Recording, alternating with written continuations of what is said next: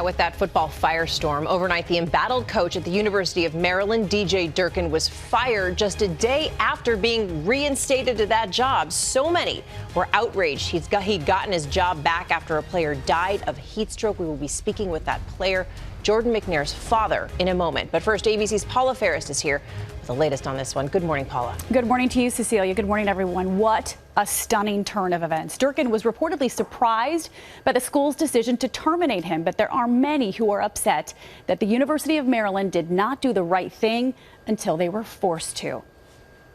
Just 24 hours after reinstating their embattled head football coach, the University of Maryland caving to massive public pressure. Our voices were heard. Reversing course, announcing they've now fired DJ Durkin, who'd been under fire following the death of 19-year-old freshman Jordan McNair. We have an individual hyperventilating after exercising and unable to control their breath. It was determined that McNair died 2 weeks after suffering heat stroke during an intense workout earlier this spring. An investigation was launched looking into allegations of a toxic culture within the university's football program, a culture which Jordan McNair's family believe led to his death. He will always give it his all, and so for him to, he wouldn't have stopped.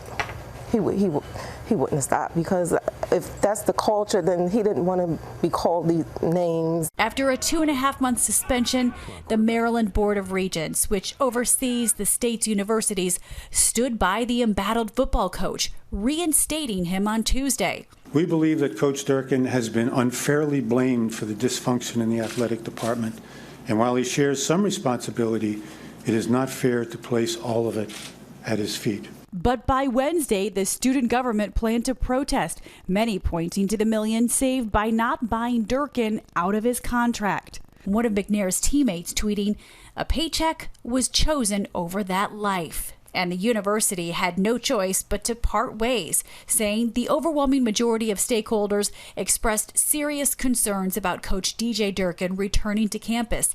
A departure is in the best interest of the university.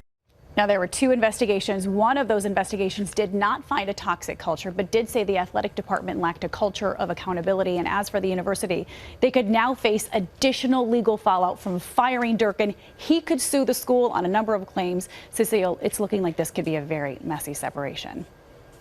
Okay, Paula, thank you. And Jordan McNair's father, Marty, and their family's attorney, Hassan Murphy, join us now. Gentlemen, thank you both for being here this morning. Mr. McNair, I want to start with you. What is your reaction to Coach Durkin being fired? Relieved, surprised. A level of gratitude that the right thing was done so far. This was a huge shock, even to you, this firing, because just 24 hours earlier he had been reinstated to the job.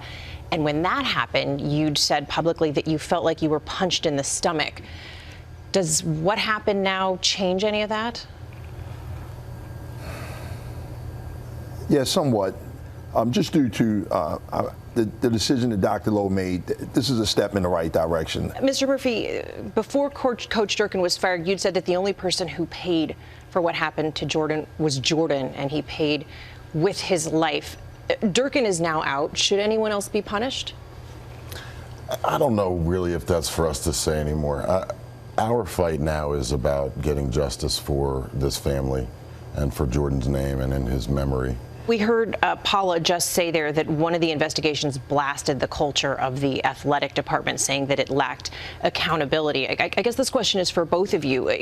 Is what happened to Jordan an isolated case? And Mr. McNair, do you have fear for the players who are still on the team?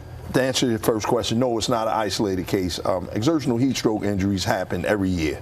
You've had 30-plus deaths since 2000 in collegiate athletics alone on the football field. It usually happen the first or second day of practice.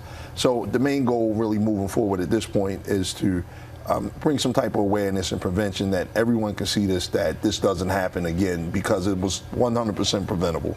And Cecilia, one of the things that we've seen in our investigation, we talked to dozens of former and current players, and there was a toxic culture. I mean, we've heard stories of physical abuse, harassment, beration, all types of horrible things. If this was indeed cultural, what about the players who are on that team now? Well, hopefully this will mark a change and an end. I mean, part of why Jordan died was as a result of the culture. As Jordan was literally in the early stages of death, they were calling him names. Mr. McNair, what is your message to student athletes out there who are pushing themselves to that edge, doing what their coaches are telling them to do? Do you have words for them this morning? To all student athletes, to know your bodies, you know, and know when your body tells you to stop, stop, because you only have one body, and we don't want to be in. I don't wish anyone to be in the situation that we're in right now with Jordan. Mr. Murphy, you had filed an intention to sue. Does that still stand? Absolutely, and whether or not that happens will now be up to the University of Maryland. Well, our thanks again to you both for being here this morning. Thank you.